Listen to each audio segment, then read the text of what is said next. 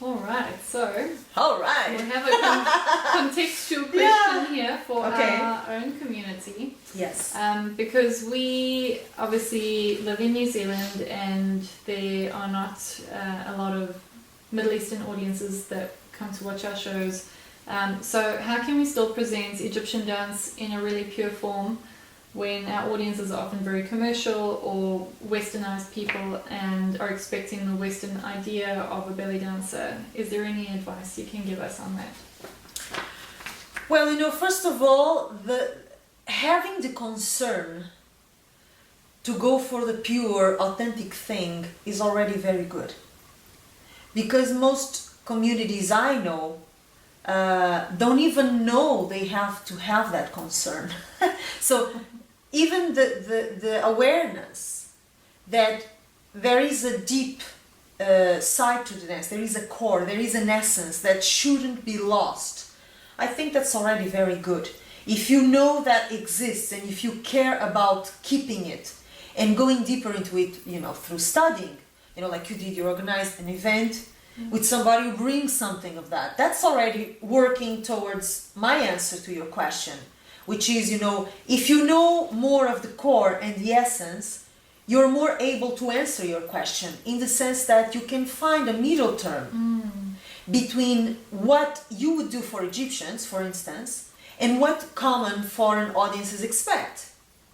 This is what happened with me when I started to travel outside of Egypt, for instance, because for many years I was used to perform for Egyptians, and that's my comfort zone. This is where I can relax, I don't have to think, because it flows, and they understand my way perfectly. But when I started to travel, although I'm a foreigner, I felt, oh my God, now I have to dance for foreigners? How do I do this? And without my orchestra, right? Because I was used to having my musicians on my back all the time. So suddenly, I'm performing for foreigners, I'm performing without my musicians, sometimes with orchestras, but not my orchestras and not strong as they are. And I'm performing in big stages also, which are quite different from the kind of venues you usually have in Egypt. That even if you have a stage, the audience is close to you, it's physically close to you. There is almost a face-to-face kind of contact. So I had to deal with this, different environment on different levels. No orchestra, foreign audiences, and big stages, And what I found is that there is a bridge, there is a middle point between what I was used to do for Egyptians and what I had to do for foreigners so that they would enjoy. I could not do exactly as I was doing for Egyptians because I cannot presume them to understand the music, for instance, the way Egyptians know. In Egypt I go on stage with Kulthum. People know who Kulthum is, they know the song I'm going to dance word by word. They know how hard it is to dance Kulthum, so they have a respect for the dancer who can do it. They say, oh my God, she's dancing Kulthum. They know what this means. Foreign audiences have no idea, the slightest idea. So you do have to adapt some things. But what makes it universal? And the things that we should not adapt or lose for the sake of connecting with foreign audiences. I don't like the word pleasing. I was going to say pleasing, but I don't think pleasing is a very good word. Connecting, if we want to keep them happy, let's say, if we're working for foreigners, we want to keep our audiences happy. You have to know very well which points you'll be willing to sacrifice of the dance and which points you won't. So between the things that you drop and the things that you adapt, there is like a middle point, okay? So, for instance, dancing for Egyptians, I can be much more interpretative. I can go more into the interpretation. My pauses can be longer.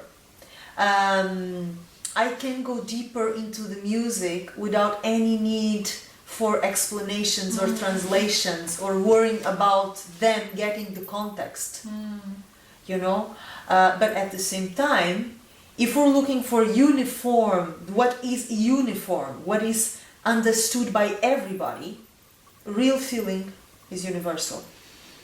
Yes. Knowing your craft is universal. Even if it's a foreign audience, let's say that you're doing a folklore piece. If you know what you're doing, the message is clearer. Even if it's a subject that the audience does not understand, they see, oh, it's a folkloric style, you know, she's trying to do this or that. I think I get the idea, the general idea, if it's clear for you. So I think it helps a lot to have the knowledge of the style that you're working on, you know. So you have the right music, the right clothing, the right gestures, the right posture, the right character, so that there is a context there people can deduce from. Maybe they don't know, but they can, I think this is something like, you know, street dance, or, oh, this may be a more classical piece, because people are not stupid. Yeah. They may be ignorant of the subject, naturally, you know, like I'm ignorant in Japanese music and dance. So if you put me watching a Japanese dance show, I'm one of these foreigners who doesn't understand a thing. So I will need some kind of translation, some kind of adaptation, or at least to have something in this Japanese dance that makes me relate to it. May that be the feeling, you know, interpretation, cultural environment that connects with history, some references of mine, right? So for Egyptian dance, we have to think in the same terms. You know, it's not like people are stupid. Nobody is stupid. It's not the point. But they don't know the subject. You know, so you have to give them as much information as possible, and remember that we connect from the heart. So in terms of feeling the music and telling the story from the inside out, physically speaking, energetically speaking, emotionally speaking, spiritually speaking, everybody understands. Everybody. Egyptian, English, Chinese, Japanese, it doesn't matter. If you are dancing from this point of knowledge and feeling and connection with the music and the ability to relate on a personal level with the music, people will feel it with you. You don't need to bring, you know, translators and this is what I'm doing, this is what I'm doing, this is that. No. There is a universal language of the heart, you know. I know this sounds a little corny, but it's true, because I've tested it, you know. I put myself this question in the last years, exactly because, you know, suddenly I have to deal with these audiences that don't know much. So how can I reach them, despite the fact that they don't know much about the subject? And I really think there is a universal link that is transversal to every culture, and that is the ability to reach people on an emotional level while they're dancing.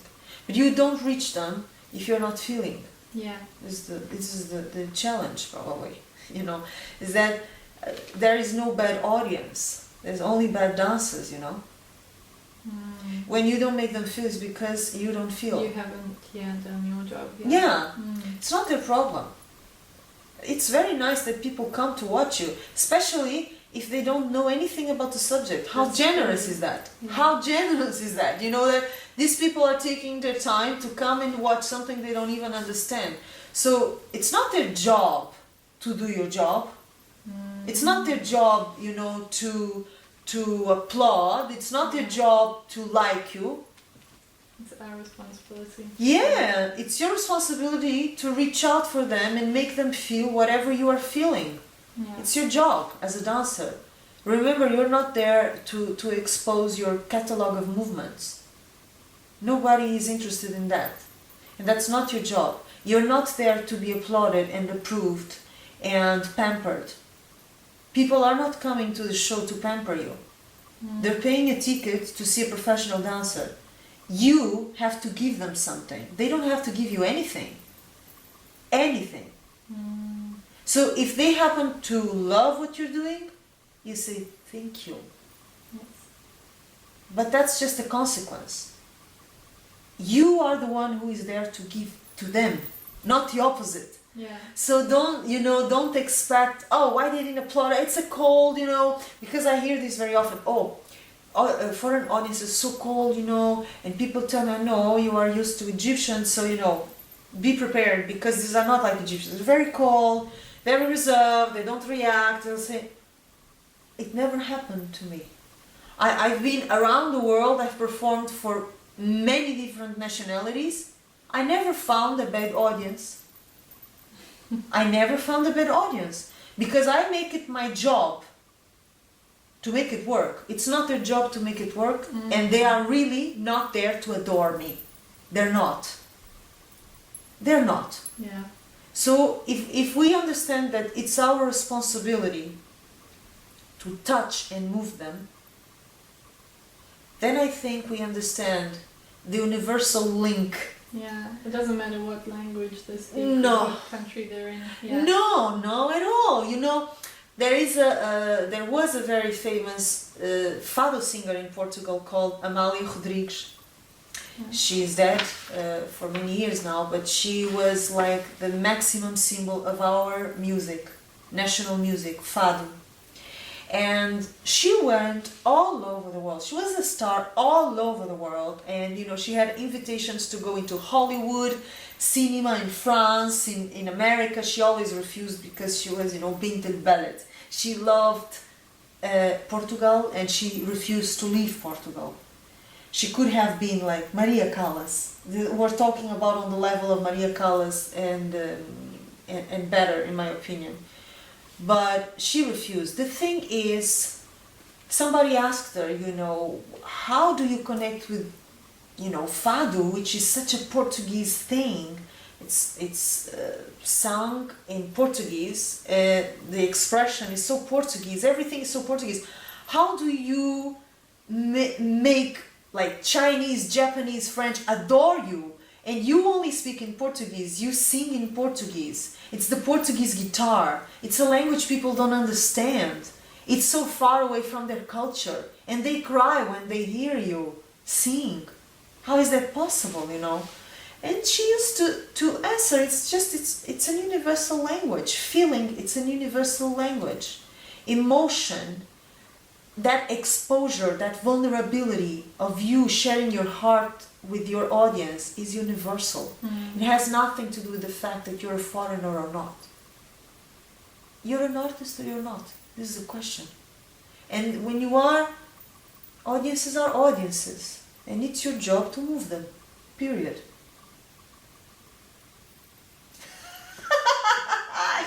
Yeah! Which sounds very good in theory, right? I love it. Yeah. It's very good in theory. Let's try to make it in practice then. Yeah. Okay.